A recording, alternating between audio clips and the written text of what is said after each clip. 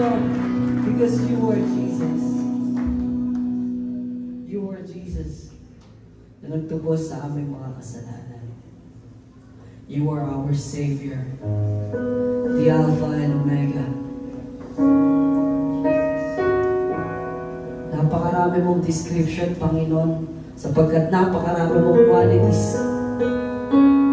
And one thing that we can do is to worship for who you are. And you are the Jesus, Lord, the Savior, the only God, the only Jesus in our lives.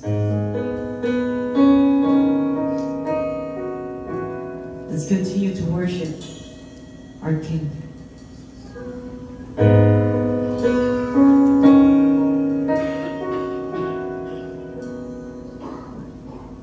If our hearts don't go, there your love will unfold. As you open my eyes to the worth of your hand, when I'm blind to my way,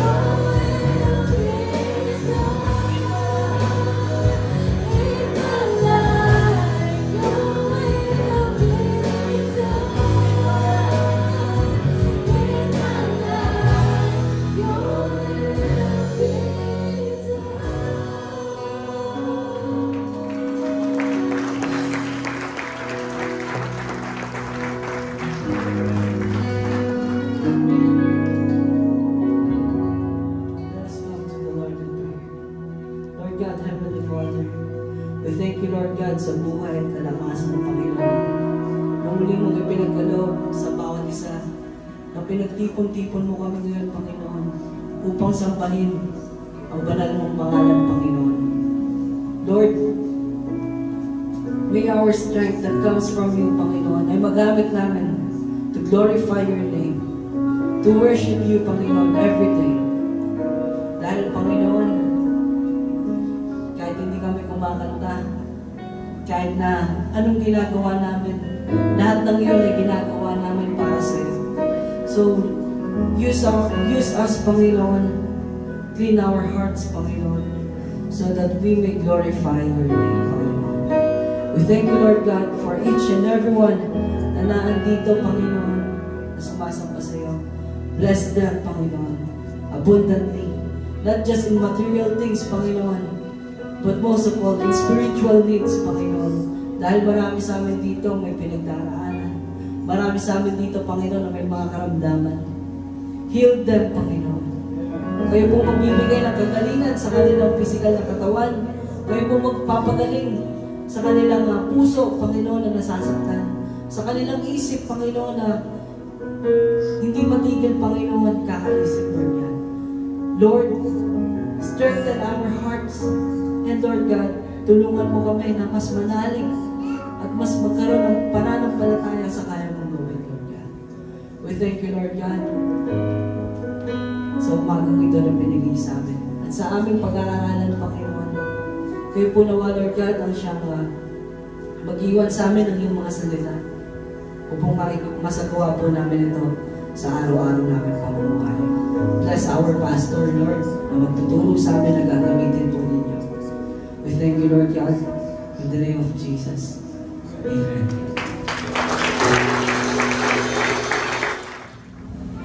Sa mapagpalang araw po sa inyong lahat, mga kapatid. Tayo po ay nasa bahagi na po ng banal na hapunan kung saan atin pong naalala yung pag-ibig at dakilaan ng ating Panginoon. Bago po tayo tumanggap at makibahagi sa simbolo, atin muna pong basahin ang paalala ng banal na kasulatan. Makikita po natin ito sa unang Korinto chapter 11 verse 27 hanggang sa mga sumusunod. Ganito po ang sinasabi. Kaya nga ang sino mang kumakain ng tinapay at umiinom sa kopa ng Panginoon sa paraang di nararapat ay nagkakasala sa katawan at dugo ng Panginoon. Kaya dapat siya sa atin ng tao ang kanyang sarili bago siya kumain ng tinapay at uminom sa kopa. Sapagkat ang sino mang kumakain at umiinom ng hindi kinikilala ang kahalagahan ng katawan ng Panginoon ay kumakain at umiinom ng kahatulan laban sa kanyang sarili. Mga kapatid, tayo ay lumapit sa Panginoon sa pamamagitan ng panalangin. Ama namin Diyos na makapangyarihan sa lahat, Panginoon. Muli, kami po, Panginoon, din nagpapasalamat sa pagkakataon ito, Panginoon, na binigyan niyo kami ng pagkakataon, Panginoon, na alalahanin namin, Panginoon, kung gaano ka kabuti, kadakila, kung gaano ang pag-ibig mo para sa amin, Panginoon. Kaya binigay niyo po yung kaisa-isang anak niyo upang kami po, Panginoon, ay tubusin sa kasalanan, Panginoon. Lord, narito po kami at narinig po namin yung paalala niyo sa inyong banal na kasulatan, Panginoon, na bago kami tumanggap, Panginoon, siya sa atin namin ang aming sarili, Panginoon. At alam po namin na lagi kami nakakagawa ng labag sa inyong kalooban, Panginoon.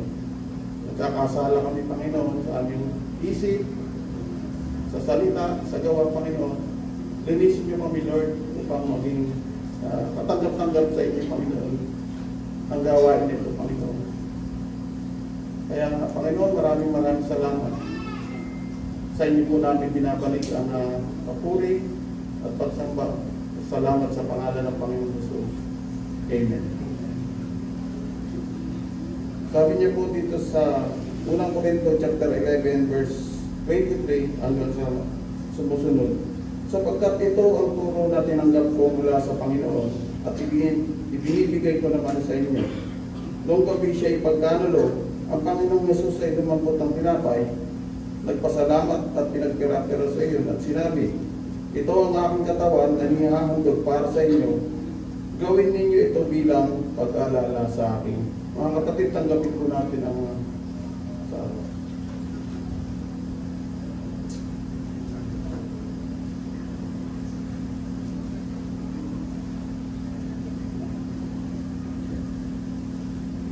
matapos magapunan, dumampot din siya ng kopa at sinabi, ang kopang ito, ang bagong tipan na pinagtibay ng aking dugo. Tuwing iinumin ninyo ito, gawin ninyo ito bilang pag-alala sa akin. Tanggapin po natin ang sapagkat tuwing kakain kayo ng tinapay na ito at iinom sa kopang ito, pinahahayag ninyo ang kamatayan ng Panginoon hanggang sa kanyang muling pagpahintay.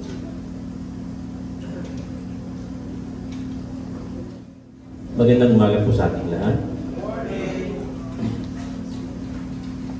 Gitaan niyo po yung katabi ninyo. Be gracious in giving smile to your friends. Okay? Meron po akong nabasa, isang quote po. Ito po ang pagkakasabi. You can always give without loving, but you can never love without giving.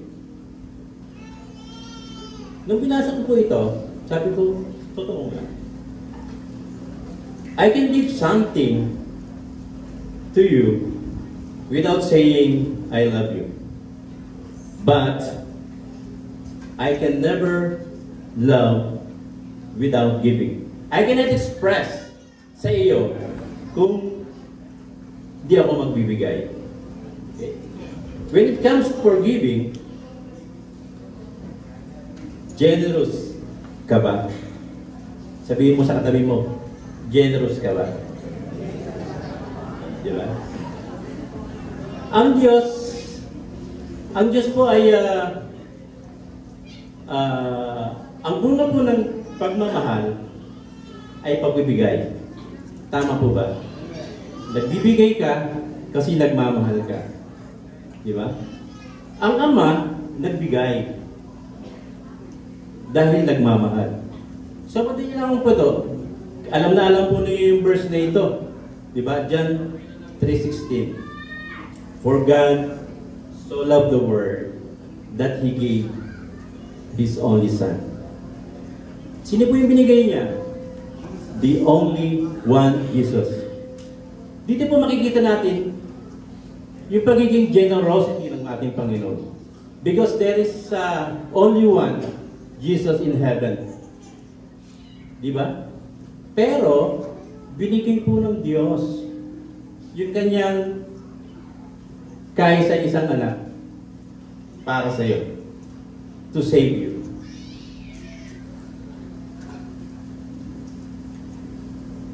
Kaya magpasalamat po tayo dahil meron po tayong Diyos na generous. Diba? Kapag narinig po natin yung salitang generosity, ano po yung ating malimit na naiisip? Money. Giving. Diba?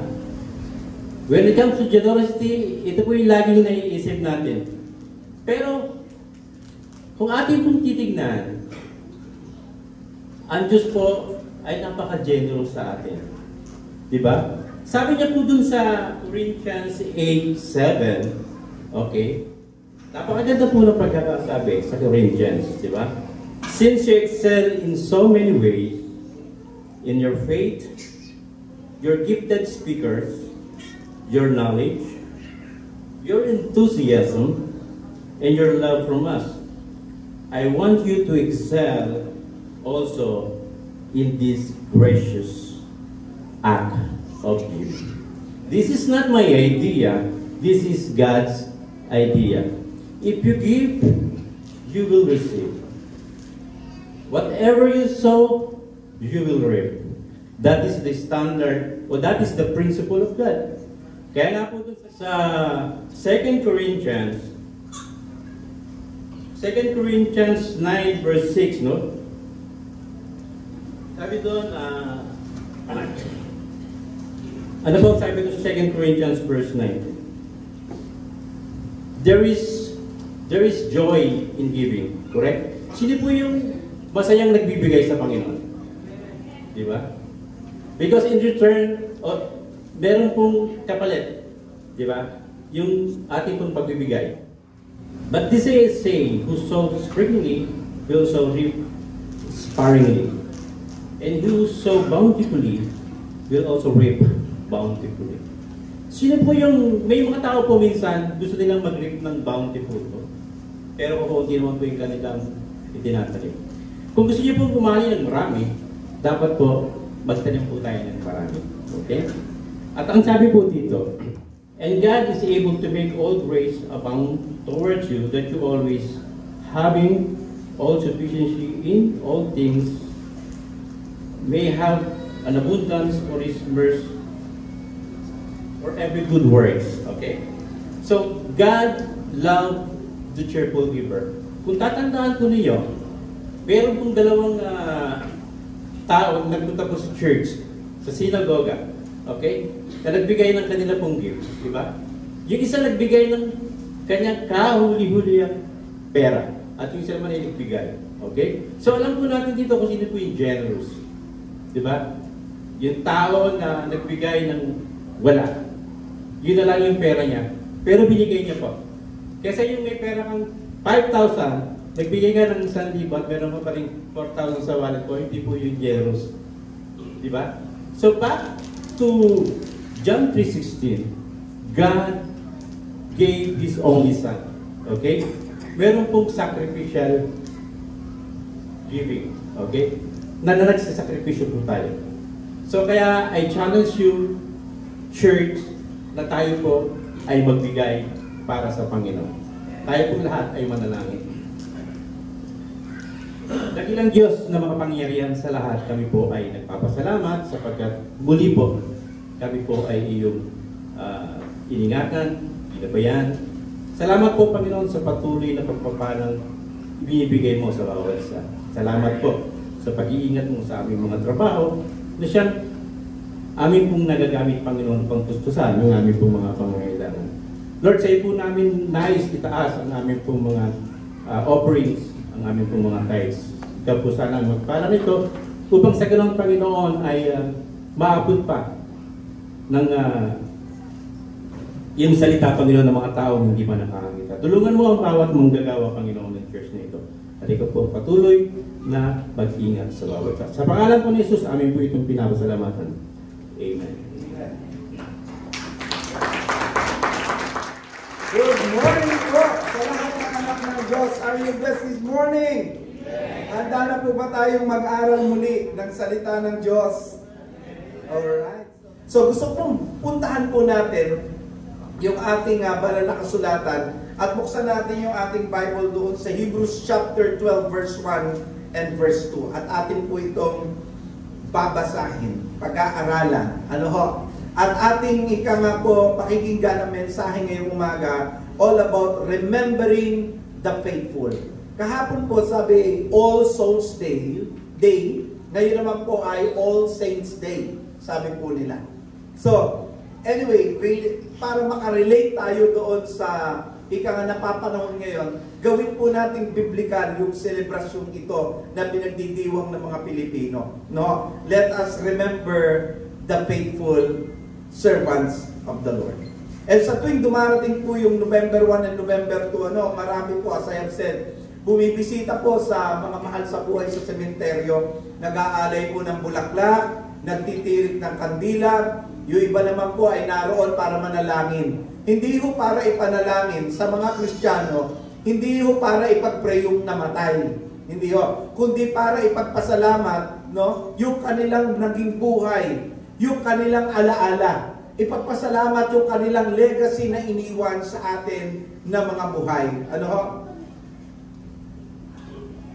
Sa atin bilang mga Kristiyano, ang pinakamagandang paraan po ng pag-alaala ay hindi yung magdala ng bulaklak lamang, hindi yung magtirik lamang ng kandila, hindi po yan.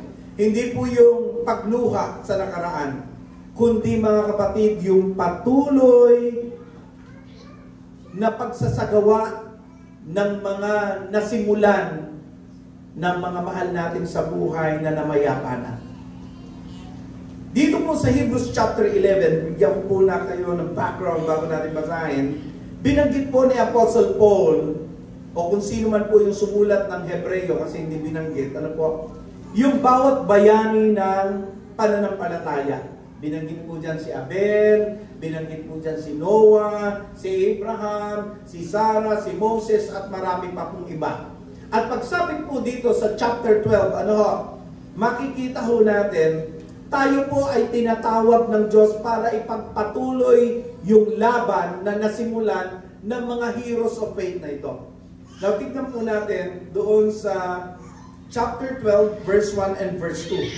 Basahin ko po sa Tagalog. Ang sabi po ay ganito, sa makatuwid, dahil napapaligiran tayo ng maraming tao na nagpapatotoo tungkol sa pananampalataya nila sa Diyos, talikuran na natin ang kasalanang pumipigil sa atin at alisin ang anumang hadlang sa pagtakbo natin. Buong tiyaga tayong magpatuloy sa takbuhing itinakda ng Diyos para sa atin.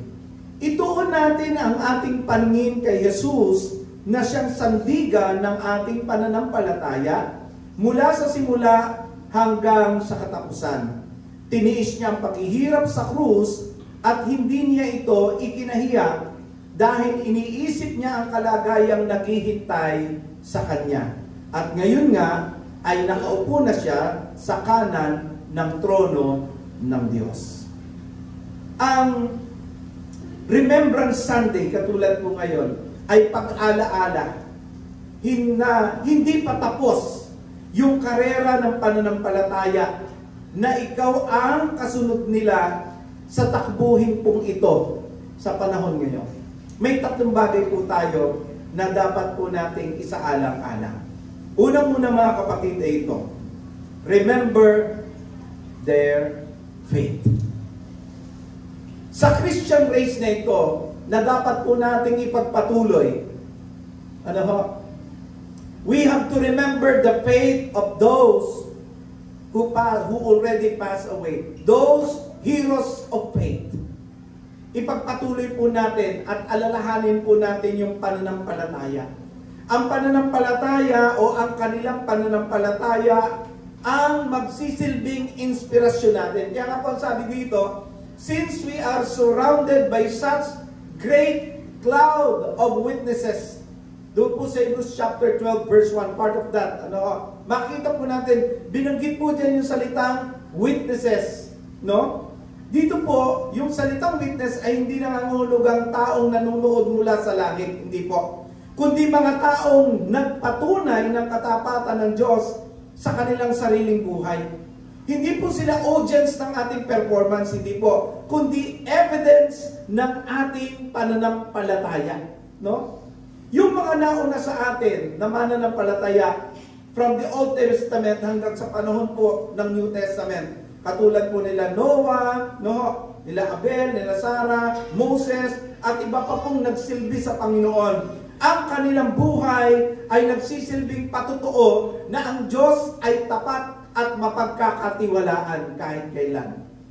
Yes, itong mga taong ito, hindi po sila perpekto. Pero sila po ay nanatiling tapat hanggang wakas. Kumbaga sa modernong salita, ito pong Hebreo na binasa ho natin, para bang sinasabi po dito ay ganito, marami nang tumakbo sa karerang ito bago ka pa man nagsimula at sila'y nakarating sa dulo dahil sa pananampalataya. Kaya ngayon, nasa Christian race ka, nasa tinatawag po nating race ka ng buhay Kristiyano, huwag kang susuko. Huwag kang susuko. Yung mga nauna sa atin, ang tagumpay nila, hindi dahil malakas sila, hindi. kundi dahil hindi sila sumuko. Sabi mo nga sa katabi mo, huwag kang susuko sa paglilingkod. Palakpakan natin ang Panginoon. Kahit na po maraming problema, alam niyo, minsan nakakalimutan po natin yung halimbawang ito, yung example na ito ng heroes of faith. Nakakalimutan po natin. Alam mo bakit? Sa dami ng pressure, sa dami po ng problema, sa dami po ng pagod natin sa buhay, minsan nakakalimutan po natin yung inspirasyon o pananampalataya ng mga taong ito. Pero kapag naaalala po natin sila, itong mga faithful Christians na ito o mga faithful servants of God na nauna po sa atin, maaaring sa panahon po din natin ay may mga magulang po tayo na nauna sa atin. Pag naaalala po natin kung paano po sila naglingkod, na natiling tapat sa Diyos sa kabila ng kahirapan.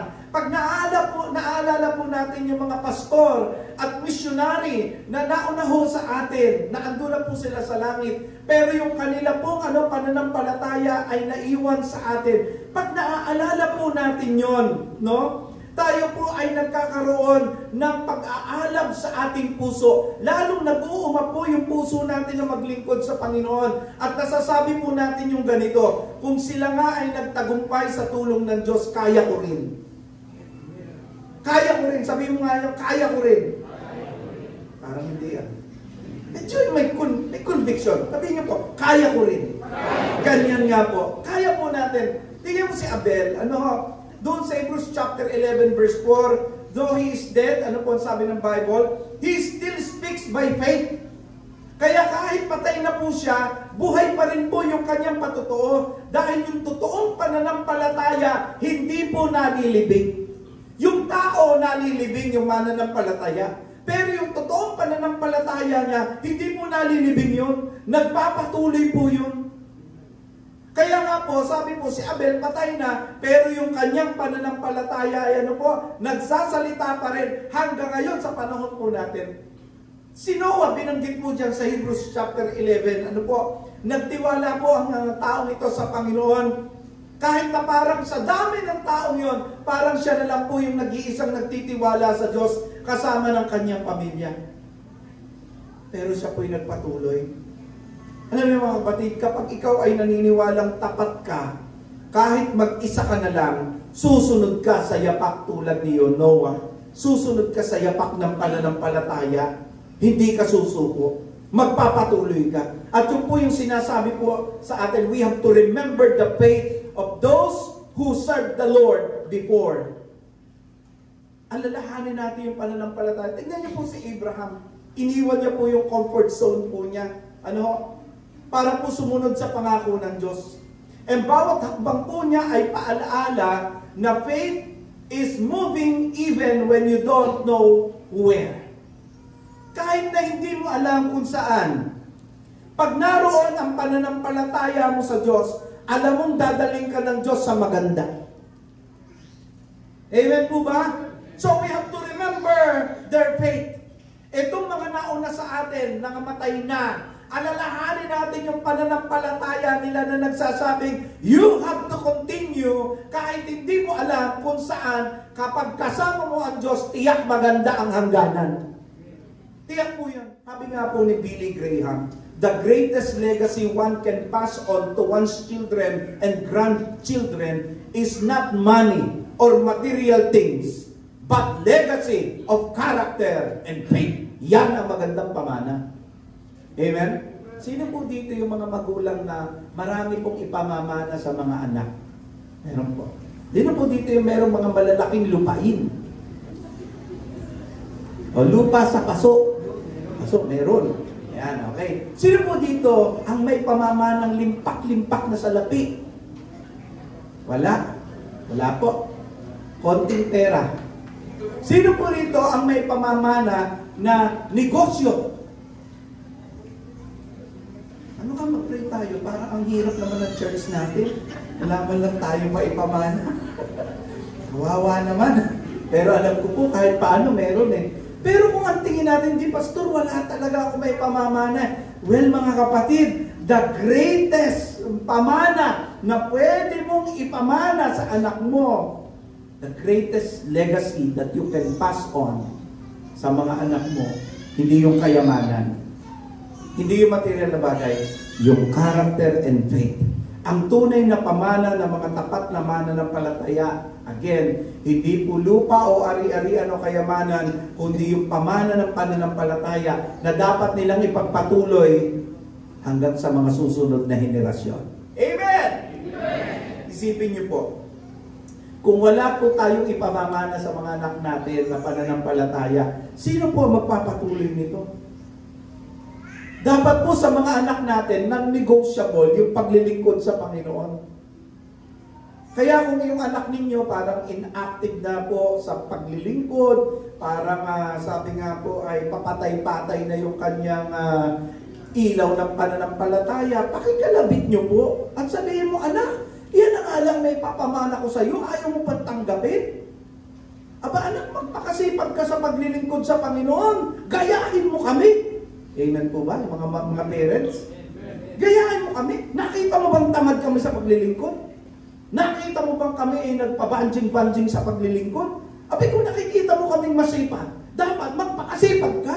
Hindi yung puro ka trabaho, puro ka pera, puro ka negosyo, tapos ang tamad-tamad mong dumalo, kung mamatay ka. Saan pupunta ang kaluluwa mo kung wala kang ika nga ay pagpapahalaga sa iyong pananampalataya? Akala mo ba habang buhay kang buhay? Mamamatay ka, anak. Ang tanong, pag namatay ka, saan ka pupunta? Diba? Dapat po kinakausap natin yun. Sabihin natin, anak, gayahin mo ako. Ay, huwag ka nagtamad. At pagkatamad ka, sasabihin, di ba nga, ginagaya ko kayo. Hindi nga kayo nagdadadalo eh. Mas masipag nga ako eh. Mas masipag ako hindi dumalo kaysa sa inyo eh. Ay, kailangan po sipagan natin mga magulang. Amen po ba? Kasi yun po yung may papamana natin eh. Yun po yung may bibigay po natin sa kanila. Diba? Ngayon, mag-sermon ka man sa anak mo, abay, wala may susumbat sa'yo. Bakit? Abay, nakikita sa'yo eh. Anak, magbasa ka ng Bible. Hindi yung load ka ng load ng TV. Yan lang ang may papamana ko sa'yo. Tapos load ka ng load ng TV. Diba? Gayahin mo ako. Kita mo ako. Hindi ako nag-load ng TV. Hindi patunayan. Baka sabihin, ginagaya ko nga kayo, hindi nga lang TV pinapanood ko, pati cellphone. Hanggang kayo, tulog na, ako'y gising pa. Talagang mali pagkagano. Nakukuha niyo po yung point.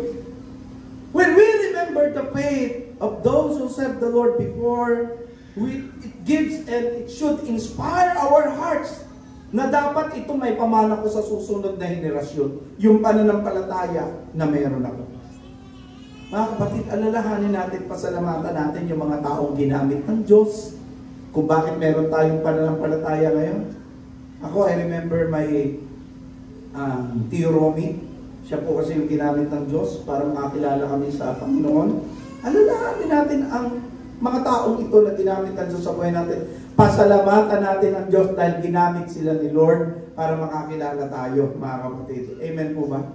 And ipagpatuloy po natin yung kanilang nasimulan, yung kanilang kabutihan, yung kanilang dedikasyon sa Panginoon. Maglingkod ka rin tulad nila, tulad ng sinasabi ng banal na kasulatan, at maging inspirasyon tayo sa susunod na henerasyon. Huwag po tayong magpapatay-patay sa paglilingkod. Let your life be a living testimony of faith just as their, katulad po ng kanila, na noon po ay naging liwanag ng pananampalataya sa panahon natin. Ngayon, tayo naman po. Sabihin mo nga sa katabi mo, it's your time. That's correct. Panahon mo na. So dapat ngayong panahon mo na, ipakita mo at ipamana mo yung pananampalataya na meron ka. Pangalawa po, this is the second thing. Remove every hindrances. Tanggalin lahat ng sagabal sa pananampalataya. Alam niyo, sabi ng Hebrews chapter 12, verse 1b, no, part of that verse, let us throw off everything that hinders and the sin that so easily entangles. Alam niyo, matapos po tayong paalalahanan ng Hebreo tungkol sa mga saksi ng pananampalataya, agad po siyang nagsabi ng ganito, let us throw off everything that hinders. Ibig sabihin, kung gusto mong tumakbo ng may katapatan, Hindi ka pwedeng may pasan-pasan na pabigat. No? Ang larawan po nito, parang isang atleta na tatakbo sa karera. Pero dapat, bago siya tumakbo, aalisin niya po yung kanyang mga dala-dala.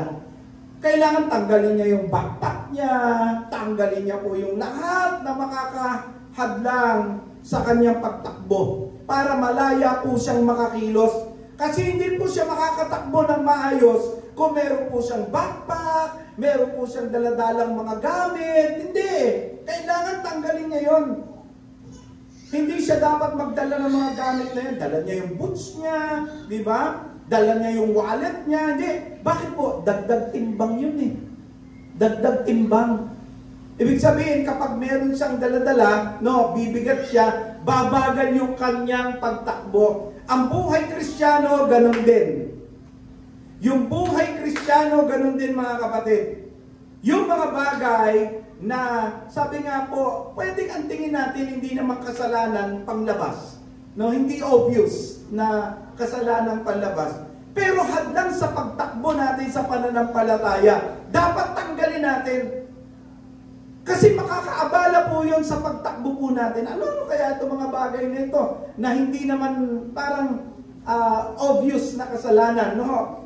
Pero sa totoo lang nagpapabagal. Halimbawa po, yung stress. Ang stress po ba nagpapabagal ng pagtakbo natin sa pananampalataya? Nagpapabagal. Tignan nyo nga yung katabi nyo. Mukha bang stress o mukhang bless? Mukhang bless. Mukha namang bless.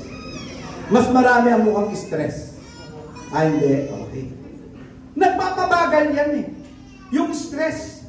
Ano pa? Yung labis na attachment natin sa ating hanap buhay. Pag sobra-sobra po yung attachment natin sa hanap buhay, o kaya naman po sobra-sobra yung attachment natin sa negosyo, pababagalin nito ang iyong pagtakbo sa Christian race. Yung sobra ka ng abala para sa mundong ito, para sa mga bagay dito sa lupa, hindi ka na nakakadalo ng gawain, hindi ka na nakakatid ng prayer meeting, hindi ka na nakakapagbasa ng Bible, hindi ka na nakakatid ng Bible study, hindi ka na nagkakaroon ng personal devotion, hindi ka na umaawit sa Panginoon, o hindi bumagal ka. Bakit? Because all of your concentration is focused on the things that are really not so necessary. Babagal ka, kapatid. Babagal. No? Kaya ang sabi po ng Bible, itong mga bagay na ito, na we have to detach ourselves. At higit sa lahat, sabi ng Biblia, and the sin, yung kasalanan, that so easily entangles, no? Yung kasalanan, para po yung lubid na nakapulupot sa paa po natin, no? Habang hindi mo tinatanggal, hindi ka makakatakbo ng maayos. Kapatid, baka kaya hirap kang magpatuloy sa pananampalataya, dahil may mga bagay ka pa rin hindi mabitiwan. Baka until now, may bisyo ka pa. Kahit hindi ko yan nakikita, nakikita yan ni Lord. Sabi mo nga sa katabi mo, kita ka ni Lord. Niya. Kita ka niya. Di ba? Baka meron kang mga unconfessed sin. Baka may mga kasalanan ka na hindi mo nahingi ng tawad. O kaya meron kang bitterness. Meron kang kapaitan sa iyong puso. O kaya masyadong mataas ang pride mo. Magpapabagal yan sa pananampalataya mo. Meron kang unforgiving spirit. Baka meron ka pang hindi napapatawad. Hanggang ngayon, galit na galit ka. Hanggang ngayon, masama ang loob mo. Babagal ang iyong paglakad sa Panginoon. O kaya naman, comfort. Baka masyado ka ng komportable na nagiging hadlang sa paglago mo sa Panginoon. Ay, okay na ako sa ganitong estado ng pananampalataya. Basta safe naman ako eh. Okay na to, mga kapatid. Baka hindi natin napapansin yung comfort natin sa buhay nagiging dahilan para bumagal tayo sa ating paglakad sa Panginoon. Alam nyo, minsan di mo agad napapansin to eh. Unti-unti, yung kasalanan po nagiging pabigat. Alam niyo po yung para kang, Sino po dito yung nakapag beach na? Kapag beach? Na-try niyo po yung mag-beach po kayo, tapos may suot po kayo tsinelas? Diba? And then yung pong, ano pong meron sa beach? Buhangin, di po ba? Pagka po tayo ay nakatsinelas, tapos may buhangin sa paa, mabilis po ba kayong tumakbo? Ha? Di ba? Pagka po meron kang buhangin sa paa, bumabagal kang lumakad o tumakbo. And that's why anong ginagawa po natin pag nasa beach? Tinatanggal po natin yung tsinelas. Bakit po? Para malaya po tayong tumakbo. Kasi kahit po tayo ay meron ng kokonting buhangin, yung kokonting buhangin na yan, unti-unting magpapabagal sa kilos mo. Maya-maya maaabala ka. Maya-maya tatanggalin mo. Di ba? Ang kasalanan, ganun din po. Ang kasalanan, kahit napakiramdam natin, kokonti lang naman yun eh. Hindi naman masyadong malaking kasalanan yun. Pero nagpapabagal po yan sa pagtakbo mo bilang isang mananampalataya. Kaya ang sabi ni Pablo, ano po? Throw it off! Di ba? Throw it off! Hindi po niya sinabing itago o kaya i-manage, kundi ang sabi niya, itapon. Di ba? Kasi ang kasalanan, hindi mo kinakailangan pakisamahan, ang kailangan mo dyan talikuran. Tignan niyo po si Samson. Alala niyo po si Samson? Sino po ang karaniwang ipinapartners kay Samson? Leon. Hindi, actually tatlo yun, di ba? Samson, tapos Leon, tsaka sa games yun alala niyo yun? At tsaka si Delilah. Alam niyo si Samson, sa kabila po ng paalala ng mga magulang niya, matigas ang ulo. Matigas ang ulo. At kahinaan po niya ay babae. Tigas ang ulo talaga. Alam niyo, hindi naman agad nawala ang lakas ni Samson nang makipaglaro siya sa kasalanan. Hindi naman agad nawala di ba? Pero unti-unting nawala ang kanyang kapangyarihan at lakas nang siya po ay makipaglaro sa kasalanan. And ganyan din po sa buhay po natin, no? Habang hindi po natin inaalis yung mga bagay na humahadlang, unti-unti po nitong pinahihina yung pagtakbo natin sa ating Christian life. Mapapansin mo, unti-unting nawawala yung devotion mo, unti-unting humihina ang prayer life mo, unti-unting tinatamad ka na sa gawain, unti-unting tinatamad ka na sa pagsamba, unti-unti ka nang nagiging madamot. Dati di ba, ang generous mo, pero ngayon unti-unti ka nang nagiging kuyong. Di ba? Yung laging nakaganito. Di ba? Hindi ka na ngayon ready tumulong. Bakit nagkakaganon? Because yung kasalanan po mga kapatid, ay unti-unting nagpapabagal sa buhay Kristiyano mo na tinatakbuhan mo ngayon. Tignan niyo po si Lot, yung kanyang asawa. Naalala niyo po yung asawa ni Lot sa Genesis chapter 19, di ba? Iniligtas sila ng Diyos mula sa Sodoma at Gomora. Pero lumingon pa rin po siya. Pabalik. Nilingon niya po yung sinusunog ng Diyos at pinaparusahan ng Diyos. Why? Anong bilin ng Panginoon sa kanila? Tumakbo kayo. Huwag kayong lilingon. O mga kapatid, huwag kayong lilingon sa likuran nyo. Sa akin na kayo tumingin. Okay? Huwag kayong ano daw po? Huwag. Ulitin natin.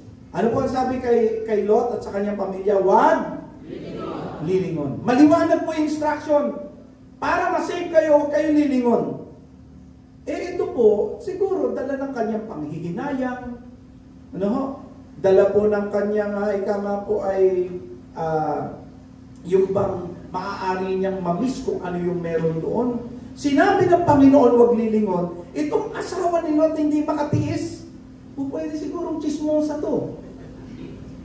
Gusto niyang kumuha ng scoop.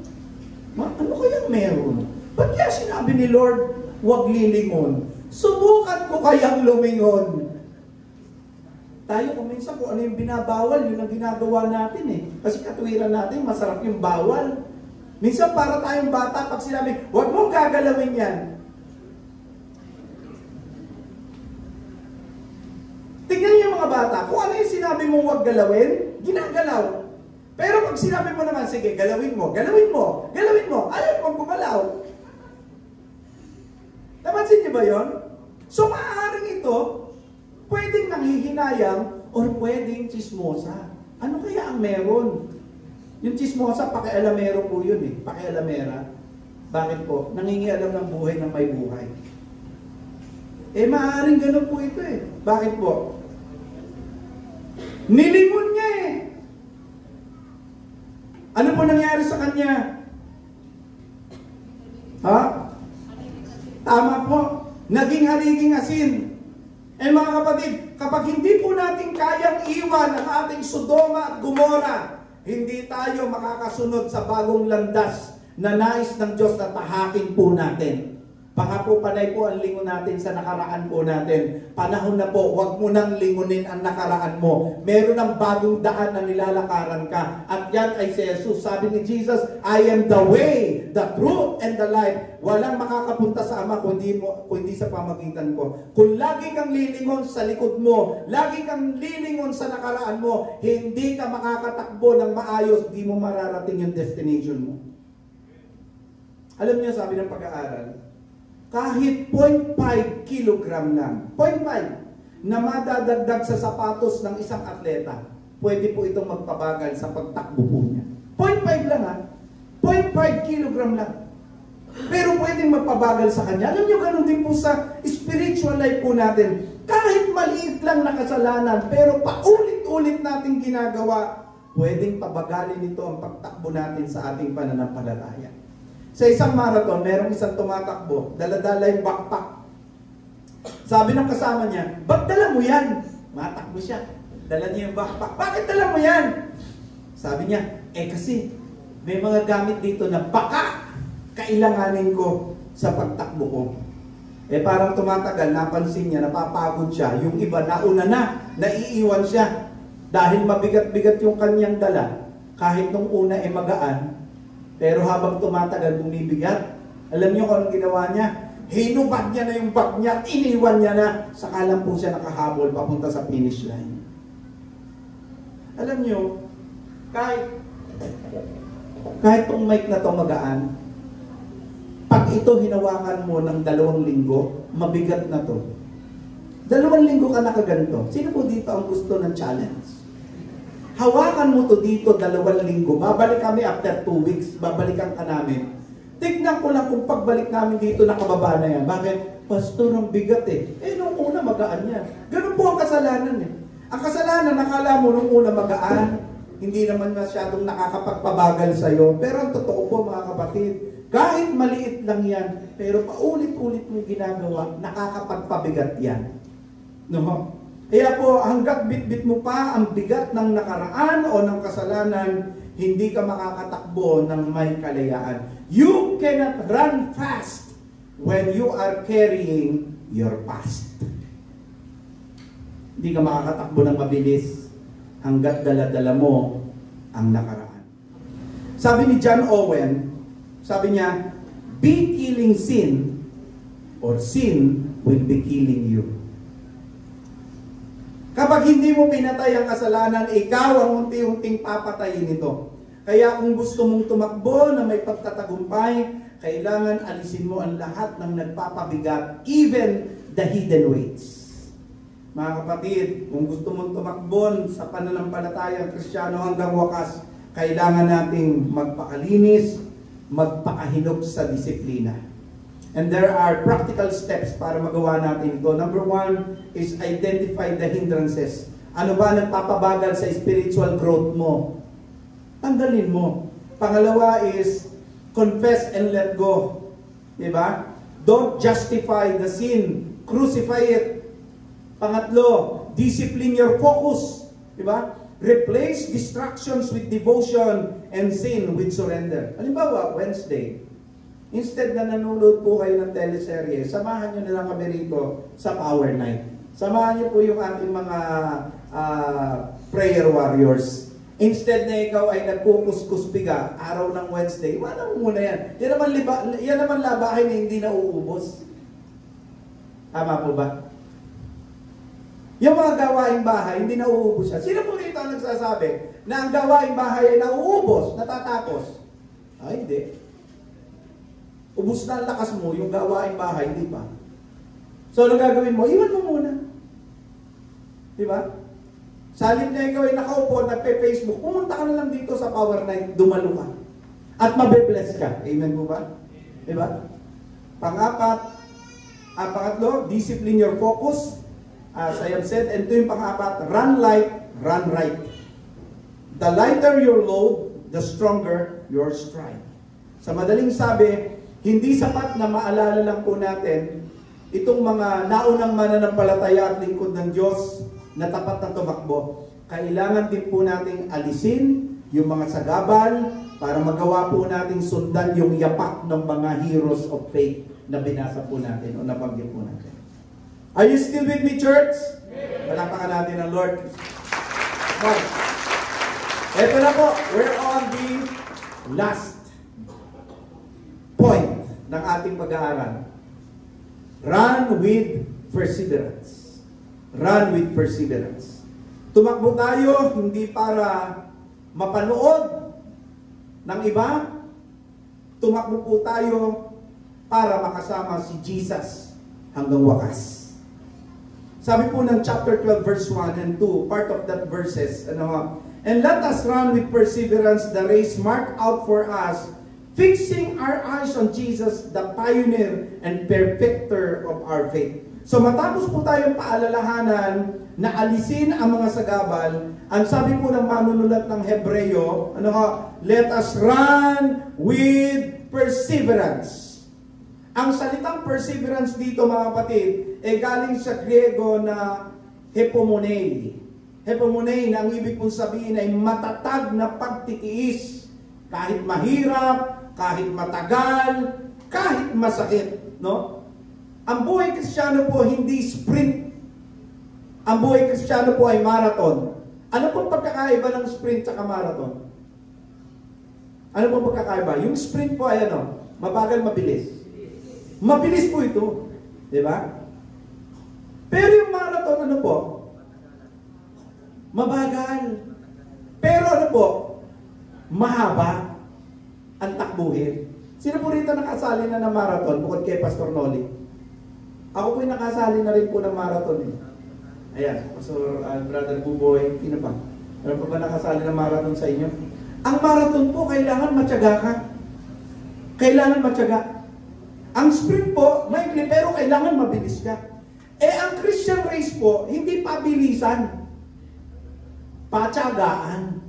Hindi ito karerang panandalian mga kapatid Ito po kasi panghabang buhay na pagsunod kay Kristo. At ang sikreto ng mga naunang mananampalataya para matapos ang karerang ito, hindi po bilis, kundi katapatan. Katapatan mga kapatid. Ang totoo po, marami po kasing mananampalataya, mainit nung simula. Active. Nung simula, okay? Pero hindi po natapos ng tapat. Nung kalagitnaan, medyo bumagal na. Ito, malungkot. Nung bandang huli na, backslider na. Malungkot yun pagka ganun. Nung unang sipag, alam nyo, hindi importante kung paano ka nagsimula. Ang importante dito kung paano mo tatapusin. Marami pong nagsimula ng maganda, natapos ng pangit. Pero mayroong mga nagsimula ng pangit, natapos ng maganda. Nung una parang hirap, nung una parang napipilitan, pero habang tumatagal, gumaganda ng gumaganda. Meron po isang naalala lingkod ng Panginoon. Alam po ba ninyo kung bakit siya naging Kristiyano? Meron siya nakitang magandang dalaga.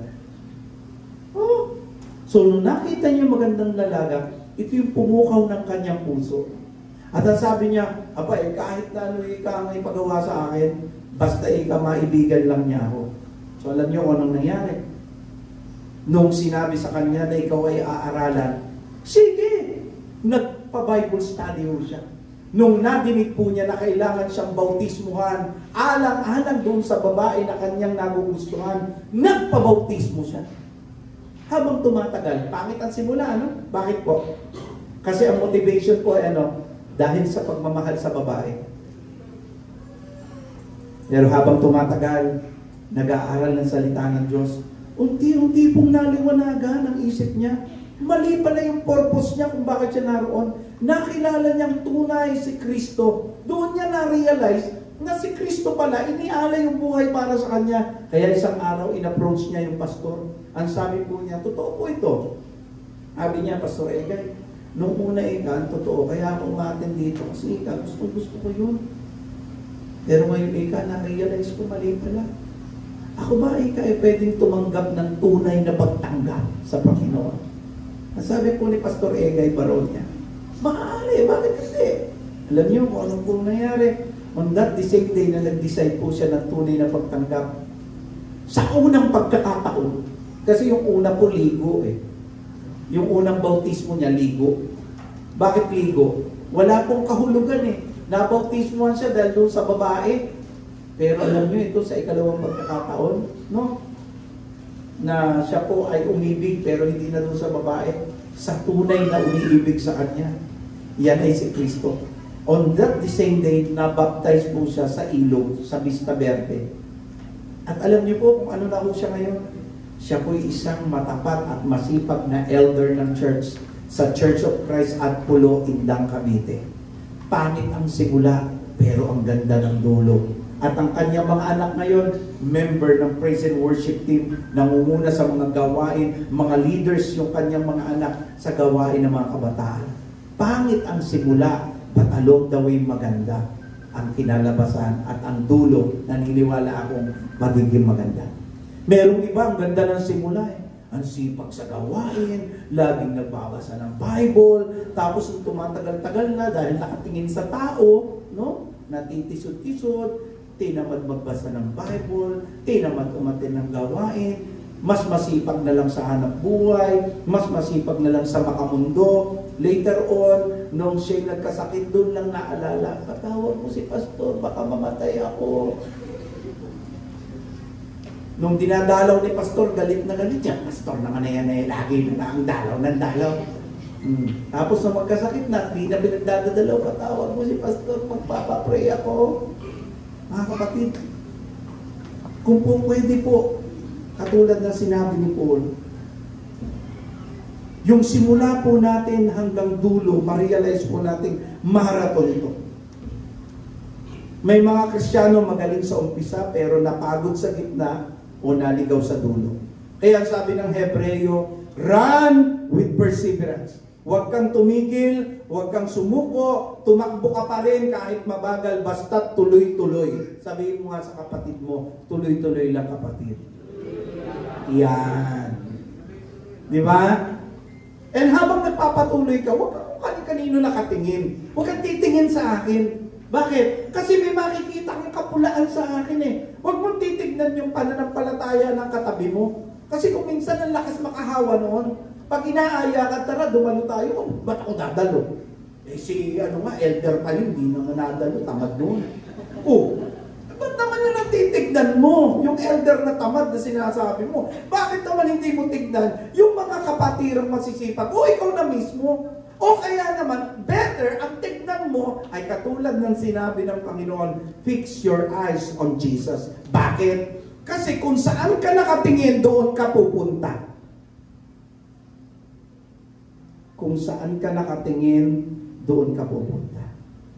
Meron po ba sa inyong nagmaneho na nakatingin sa likod? Meron? Habang nagdadrive?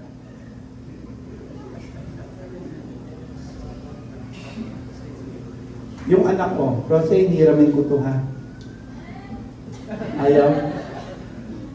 Ayaw niya eh, sorry ha. Pero alam niyo po, pagka ikaw po ay tumakbo, na hindi ka nakatingin sa tatakbuhan mo, pwede kang mabangga.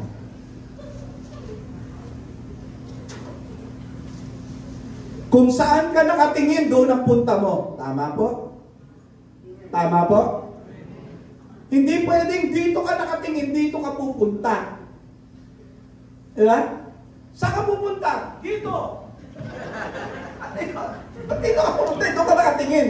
Hindi pwedeng ganun eh. Kaya kung sa tao ka lagi nakatingin, malamang diyan ka matitisod. Di ba? Kaya ang sabi po ng Hebreo, napakalinaw, fix your eyes on Jesus. Kung ang mata mo nakatingin sa problema, naku, huwag ka mag-alala. lalaki ng lalaki ang problema mo. Kasi lagi ka, oh, bakit kaya hindi nakadalo kapatid? May problema po ako, pastor eh. O kapatid, bakit hindi ka na nakakadalo ng ating power din? May problema po ako, pastor. Namamagnify mo yung problema, hindi mo alam, nilalamon ka na ng laking problema. Ay, minsan naman, konting sakit lang naman. No? Pinalalala po natin. O, ba't di ka nakadalo, pastor? May lagnat po ako. Tingnan ko nga. O, tingnan niyo, pastor, mainit po. Parang wala naman. Hindi po, pastor, mainit kanina. Sobra. Minsan ginagawa po natin, alam niyo yun? Alam niyo po, bakit totoo po tayo? Hindi po biro-biro ang buhay pananampalataya. Di ba? Minsan gumagawa tayo ng maraming dahilan. Pero ang totoo po, alam ng Diyos kung ano yung katotohanan. Pag ang mata mo nakatingin sa tao, madidisgrasya ka. Bakit? Nakakadismaya tignan ang mga tao kapag dyan ka nakatingin. Meron at meron kang makikitang pagkakamali. Di ba? Pero kung kay Jesus ka nakatingin, kung si Jesus ang titignan mo, matututo kang magtiwala kahit hindi mo alam kung saan ang daan. Kasi alam mo kasama mo si Jesus. Amen? Ang sabi po ng talata, Jesus is the pioneer and perfecter of our faith. Ibig po sabihin, hindi mo kinakailangan magtagumpay gamit ang sarili mong lakas. Hindi po. Dahil na nagbibigay ng lakas upang makapagpatuloy ka, ay walang iba kundi ang Panginoon. Habang nakatingin ka kay Jesus, nai-inspire ka. Lumalakas ka. Hindi ka lulubog pag nakatingin ka kay Jesus. Naalala niyo po si Peter, no? Si Peter po doon sa Matthew chapter 14, naalala niyo po, habang nakatingin siya kay Jesus, naglakad siya sa ibabaw ng dagat, di ba? Pero nung tumingin na po siya sa alon, lumingon na siya sa likod, doon na po nagsimula siya ay lumubog. So kapag nawawala po ang focus kay Jesus, lulubog tayo sa takot at pagdududa. Kaya ang ganda po ng attitude ni Paul doon sa Philippians chapter 3 verse 13 to 14. Ano po ang sabi niya doon? Forgetting what is behind and straining toward what is ahead. I press on toward the goal. So hindi po siya sumuko sa karera. Kahit ilang beses na po siyang binugbog, kahit ilang beses na po siyang nakulong, kahit na ilang beses na pinagtangkaan yung buhay niya, hindi po siya sumuko. Bakit? Dahil alam po niya yung premyo kay Kristo mismo. Di ba?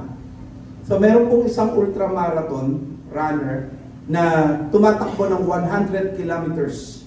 Nang tanungin po kung paano niya ito kinakaya, no? Ang sabi po niya ito, I don't focus on how far I still have to go. I focus on the next step, one stride at a time. And ganyan din po mga kapatid sa pananampalataya, ano po? Huwag mong isipin kung gaano pa kahaba ang dapat mong lakbayin, lakarin bilang isang mananampalataya. Kundi isipin mo kung saan ka dapat tumatakbo ngayon kasama si Jesus. Because perseverance is not about pace, it's about presence.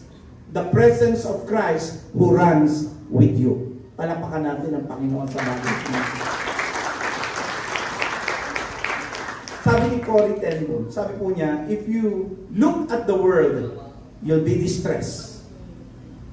Totoo po ito. Look at the world and you will be distressed. If you look within, you'll be depressed. Bakit may mga taong nadidepress? Kasi lagi po nilang tinitignan yung kakulangan nila, bakit sila ganito, bakit sila ganyan. Pero alam niyo po ang sikreto, para magkaroon ka ng kapahingahan ng puso at isip, sabi ni Corrie ten Boom ito, but if you look at Christ, you'll be at rest. Kapag si Kristo ang tinignan mo, kahit may bagyo, kahit anong problema, ang pinagdadaanan mo, may kapahingahan ka sa gitna ng karera ng buhay Kristiyano. Basta't kay Kristo ka nakatingin. Mga kapatid, ang karera po ng pananampalataya, hindi po tungkol sa bilis. Ulitin ko po. Tungkol po ito sa katapatan. So hindi ito tungkol sa sino ang nauna, kundi sino ang hindi titigil. So meron mga practical ways to run with perseverance. 1, focus on Jesus daily. Diba? Spend time in prayer and the Word. Diba? Kumusta po ba ang inyong Bible reading? Kumusta po ang inyong prayer life? Diba? I hope na ginagawa po natin yung best para po ma-focus tayo kay Jesus lamang. Second is refuse to quit when it gets hard. Ano po? When it gets hard, refuse to quit. When life feels heavy, remember Jesus endured the cross for you and for me. Pangatlo po, surround yourself with encouragers. Run with the church, not alone. We're stronger when we are together. Tumakbo po tayo, magkakasama. Hindi po yung feeling mo nag-iisa ka. Hindi po. And lastly, remember the finish line. One day, makikita natin ang Panginoon face to face. And it will be all be worth it. Amen? Amen po ba? Tayo ay tumatakbo, hindi para mapansin ang mundo, kundi para marinig sa Panginoon. At the end, marinig po natin, tatapikin ka ng Lord o aakapin ka niya at sasabihin niya sa iyo, well done, good and faithful servant. Kaya kapatid, kung pagod ka na, ulitin ko po, kung pagod ka na sa dami ng problema mo sa buhay, kung pagod ka na at parang gusto mo nang sumuko, gusto mo nang huminto sa Christian life, gusto kitang encourage, huwag kang hihinto. Tumingin ka lang kay Jesus because the strength to finish comes from the one who already finished the race for you. Huwag kang hihinto. Mga kapatid, habang ginugunita natin, yung mga naunang mananampalataya sa atin, na maaaring ito yung mga mahal natin sa buhay. As we also remember the heroes of faith, mga kapatid, alalahanin po natin, hindi pa tapos ang takbuhin po natin. Sila po ay tumakbo na, natapos nila ang karera, pero ngayon, ikaw at ako ang nasa linya ng pagtakbo. Ang reminder po sa atin ng Hebrews chapter 12, verse 1 and verse 2, it reminds us that we are not alone in this race. There is a great cloud of witnesses cheering us on. There is a Savior who runs beside us, and there is a finish line waiting where Jesus Himself stands ready to welcome you home. Remember these three things, mga kapatid, as we remember those who served the Lord before. 1, remember their faith. Let their example inspire you to live faithfully today. A second, remove every hindrances.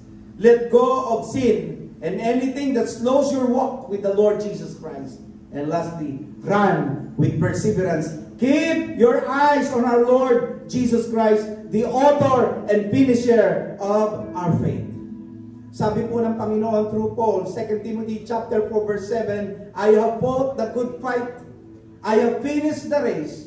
I have kept the faith. Mga kapatid, isang araw, ikaw din ay aabot sa dulo ng karera. Ang tanong, matatagpuan kaya ng Diyos na ikaw ay tapat pa rin hanggang dulo? Meron ka bang iiwan na halimbawa sa pananampalataya na tinanggap mo? Meron ka bang mapag-iiwanan nito sa susunod na henerasyon? Meron po isang batang lalaki. I wanna end this message through this illustration. Ang lalaki pong ito, o batang lalaki ito, nagtanong sa kanyang lolo. Nang sila po ay nasa sementeryo, ang sabi niya, Lolo, bakit po ba nilalagyan ng pangalan ang lapida? Ngumiti po yung lolo niya. At ang sabi, para maalala ng mga tao, hindi lang kung kailan siya nabuhay, kundi kung paano siya nabuhay. Mga kapatid, balang araw, mawawala ako, mawawala ka, mawawala rin tayo sa mundong ito. Ang tanong, anong alaala ang maiiwan mo sa mga tao? Ano ang maaalala ng mga tao sa atin? Isang buhay ba? Isang buhay ba na pananampalataya? O isang buhay ng pagkalimot kay Kristo? Maalala po kaya nila tayo bilang mga taong tapat na naglingkod? O maiisip nila, sayang to si brother, no? Backslider po, namatay na malayo sa Diyos. Sasabihin kaya nila, sayang, ang ganda sana ng simula nito eh. Napakasipag nito. Eh, nung bandang huli, naging makamundo, bumalik sa sanlibutan. Ano kaya ang alaala nila? O sasabihin kaya nila, ito, tutularan ko ang lakad nito sa Panginoon. Ipagpapatuloy ko yung pananampalataya na tinanggap niya sa Panginoon. Alalahanin natin ang mga tapat na lingkod ng Diyos. Pasalamatan natin ng Diyos sa kanilang halimbawa. Alisin po natin mga kapatid yung kasalanan o bigat na pumitigil sa ating paglago. Lahat yan alisin po natin. At tumakbo po tayong may katapatan na nakatingin lamang kay Jesus hanggang dulo. Para po na sa ganon, dumating man yung araw na ikaw at ako ay haharap sa Panginoon, sasabihin ng Panginoon sa atin, well done, good and faithful servant. Enter into the joy of your Master. Palakpakan natin ang Panginoon. Kaya natin tumayo. Let's sing this song, Dakilang Katapatan. Can we sing this song, Dakilang Katapatan? At awitin po natin ito na buong puso. Meron ba tayong lyrics? Diyan sa ating Are you blessed, church? Yes. Pakipaalala mo nga sa kapatid mo, magpatuloy ka hanggang dulo. Huwag kang susuko. Palakpakan natin ang mga susuko. Marami po ba tayong natutunan, mga kapatid? Sa Sunday po ulit, magkita-kita ulit tayo. Because this November, we're gonna talk about Thanksgiving. Thanksgiving.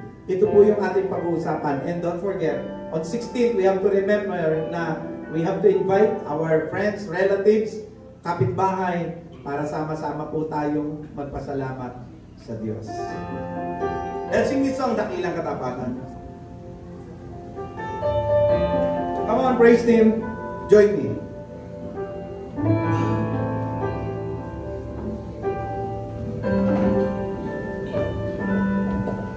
Sadyang kay buti ng ating Panginoon, magtatapat sa habang panahon,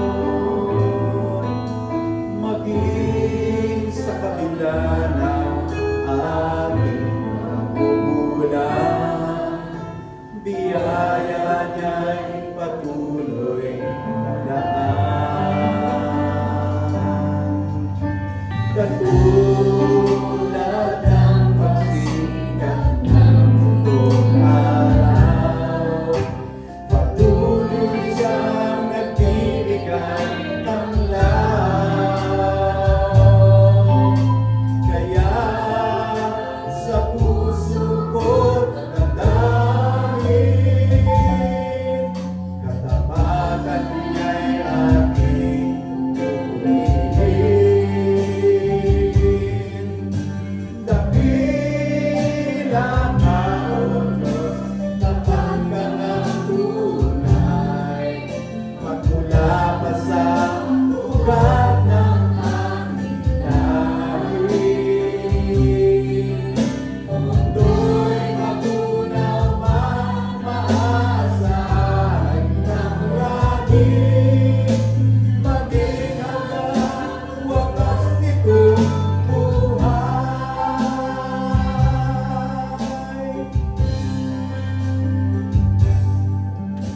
Kaya, O Diyos, ika'y aking pupurihin, sa buong mundo'y aking awitin. Dakilang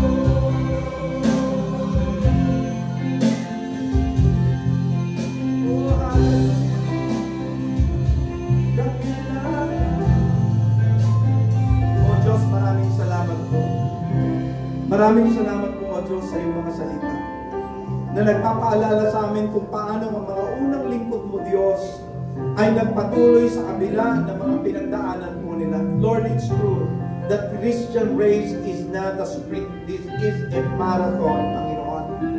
At kung hindi po kami titingin sa inyo, Panginoon, kung hindi po namin aalalahanin ang katapatan mo, Panginoon, maaaring sa bandang gitna o sa simula pa lang, maaari na kaming tumigil sa pagsunod sa inyo. Kaya Lord, sa oras na ito kami dumadalangin. Tulungan mo po kami na sa kabila ng mga pinagdadaanan namin sa buhay, magpatuloy po kami tulad ng mga nauna sa amin, na tinapos po nila, Panginoon, ang kanila pong takbuhin. Kami po, narito pa hanggang ngayon, kasalukuyang tumatakbo. Palakasin mo po kami, bigyan mo po kami, Panginoon, ng katyagaan sa aming puso. At lagi namin isa-isip, we have to fix our eyes on you, our Lord Jesus Christ. So that we will be inspired, O God. Kung ikaw tinapos mo hanggang doon sa krus ng Kalbaryo, alang-alang sa amin, Panginoon, sino ba kami para hindi tapusin ang takbuhin inilagay mo sa amin, Panginoon? Tulungan mo po kami na marami man kami, Panginoon, problema. Panginoon, magpapatuloy po kami hanggang wakas. Tulad ng mga naunang mananampalataya. Lagi namin isipin, Lord, ang iyong dakilang katapatan, Panginoon. Because ang katapatan mo at ang pag-ibig mo, ang biyaya mo, ang awa mo, Lord, ito ang kasulina, Panginoon, sa aming pananampalataya na nagpapaalat, Panginoon, ng aming paglilingkod sa iyo. Lord, tulungan po kami. Alisin lahat ng hindrances, Panginoon, na humahadlang para kami po'y makapagpatuloy ng paglilingkod sa inyo. Lord, help us to throw them all out of our lives, O God, so that we can continue serving you, Lord, until the end. Na sa bandang huli, Lord, pagdating ng araw, aakapin po kami at sasabihin mo sa amin, good and faithful servant. Salamat po, Diyos. Ito po ang aming pananalangin at pasasalamat sa mga mensahe mo. In the name of Jesus, lahat ng anak ng Diyos, magsabi tayo ng Amen, Amen, and Amen. Glory to God, mga kapatid. Para po sa pagtatapos ng ating pagsamba, ang isa pa po, tayo po isama-samang manalangin. Tayo po lahat ayun po. O dakilang Diyos, makapangyarihan sa Panginoon, kami po ay nagpapasalamat sa iyo, Panginoon, sa isang buong araw na ito, Panginoon, na sa pagsimula, Panginoon, gawain ito, Panginoon, kami ito, Panginoon, ay sinamahan, O Lord, mula sa pagtulong, Panginoon, dito sa iyong bahay, sa bahay, O Lord. At sa pagtatapos, Panginoon, ng gawain na ito, Panginoon, ay naramdaman namin, Panginoon, yung mga presensya, O Lord, na sa pamamagitan, Panginoon, ng iyong makasalita, O Lord, na siyang patuloy na ibibig sa amin, nakalakasan sa aming pananampalataya sa iyo. Salamat, Lord, sa mga paalala niyo sa Panginoon na paano, Panginoon, namuhay ang mga nananampalataya, Panginoon, ay dalangin namin, Panginoon, natularan namin at sikapin, Panginoon, na maisa pamuhay, Panginoon, yung mga salita, O Lord. At tulungan niyo kami, Panginoon, na sikapin namin, Panginoon, na mamuhay ay sa katwiran ng sa mga salita, Panginoon. Upang sa ganun, O Lord, kami po, Panginoon, ay nanatiling tapat, Panginoon, habang kami po, Panginoon, ay lumalakad sa mundong ito, O Lord. At dalangin namin, Panginoon, sa mga darating pang araw, Panginoon. Kami po, Panginoon, ay patuloy na humingi sa iyo na inyong pagsama at paggabay sa bawat isa, Panginoon. Lahat ng aming gagawin, iisipin, maging sa aming pakikitungo sa kapwa, Panginoon. Na kami po, Panginoon, ay maging magandang halimbawa, Panginoon, at maging magandang patutuwa sa aming kapwa, higit sa aming mga pamilya, Panginoon. Upang sa ganun, O Lord, sa pamamagitan ng aming pamumuhay, O Lord, ay sila po, Panginoon, ay maaakay namin patungo sa iyo, O Lord. Salamat, Panginoon, at dalangin namin, Panginoon, sa aming pansamantala pag-iwahiwalay. Patuloy kami, Panginoon, humihingi ng iyong pag-iingat sa bawat isa, O Lord. Mula sa aming mga daraanan, maging sa aming mga sasakit, Panginoon. Hilayin niyo kami, Panginoon, sa mga uri, gawa ng kaaway, Panginoon. At higit sa lahat, Panginoon, sa tiyak na kapahamakan, Panginoon. Pagkat kayo, Panginoon, ang patuloy na nag-iingat sa bawat isa, O Lord. At sa mga darating pang araw, Panginoon, kami po, Panginoon, ay patuloy niyo samahan, Panginoon, upang sa ganun, O Lord. Kami po, Panginoon, ay patuloy na mamuhay ayon sa mga salita, Panginoon. Binabalik namin sa iyo ang aming walang papuri at pasasalamat sa pangalan ng Panginoong Hesus. Amen.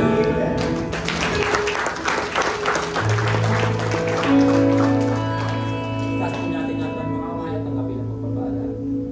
Ang Diyos na siyang pinanggagalingan ng lahat ng pagpapala, ang siyang magbibigay sa inyo ng kagalingan, katatagan, at lakas ng loob, at at isang pundasyong di matitinag. Siya ang tumawag sa inyo upang makibahagi kayo sa kanyang walang hanggang kalwalhatian kasama ni Kristo. Sa kanya ang kapangyarihan magpakailanman. Amen.